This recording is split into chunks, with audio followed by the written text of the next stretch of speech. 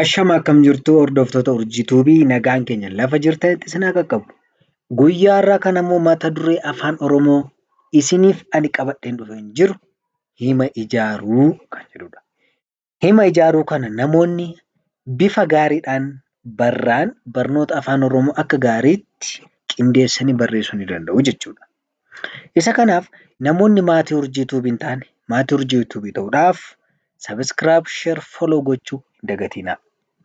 Namoonni lafuma jirtan jiraattanii biyya keessaa fi biyya alaa teessanii barnoota afaan Oromoo, barnoota Ingiliffaa, herrega, afaan Amaariffaa namoonni barachuu barbaadan karaa Waasaappii, karaa Imoo, karaa Zuumii namoonni barachuu barbaadan lakkoofsa bilbilaa fuula iskiriinii kanarratti argamu kana nuu bilbilaati kottaatu baradhaa isiniin jenna. Egaa walumaa galatti hima tokko akkamitti ijaaramuu danda'a kan jedhu hima jechuun maal jechuudha yoo jenne hima jechuun jechoota lamaaf isaa oliin ergaa ofii dabarfachuu jechuudha. Jechoota lamaaf isaa oliin ergaa ofii dabarfachuu jechuudha. Fakkeenyaaf kun maal jedhaa? Caalaan gara manaa gale jedha.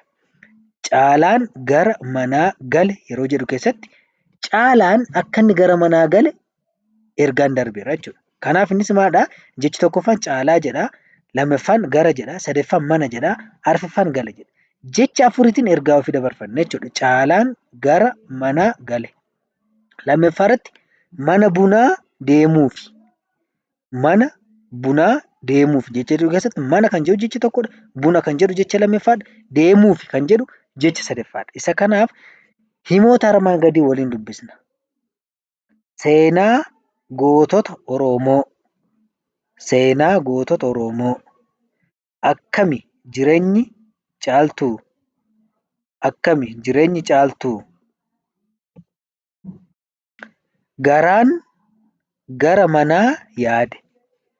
Garaan gara manaa yaade. Ati guyyaa har'aa eessa oolte? Ati guyyaa har'aa eessa oolte? Sa'aatiin meeqa jedheera? Sa'aatiin meeqa jedheera? Gaaddisee dafi gara manaa naaf gali. Gaaddisee dafi gara manaa naaf gali. Seenaa garaa namaa nyaatu qabna. Seenaa garaa namaa nyaatu qabna. Guyyaan har'aa guyyaa dhaloota kooti. Guyyaan har'aa guyyaa dhaloota kooti. Barri baranaa bara gaariidha. Barri baranaa bara gaariidha.